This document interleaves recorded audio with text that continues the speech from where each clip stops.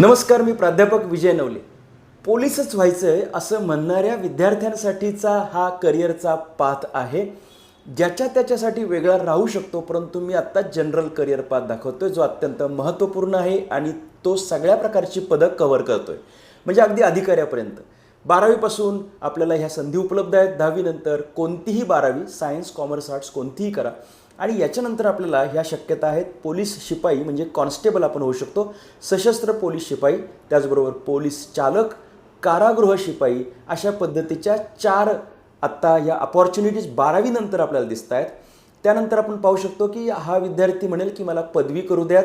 ती कोणती असेल? आर्ट्स, कॉमर्स, सायन्स, इंजिनिअरिंग कोणती असेल, फार्मसी असेल.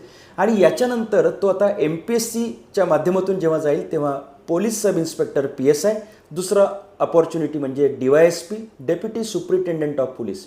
UPSCच्या माध्यमातून जर गेलो तर आपल्याला ती संधी आहे IPSची, इंडियन पोलीस सर्व्हिस. अनेकांना त्या गोष्टीचं खूप आकर्षण असतं.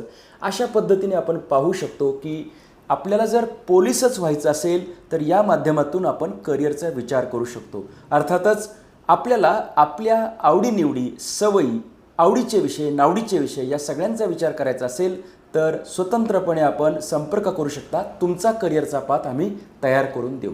धन्यवाद.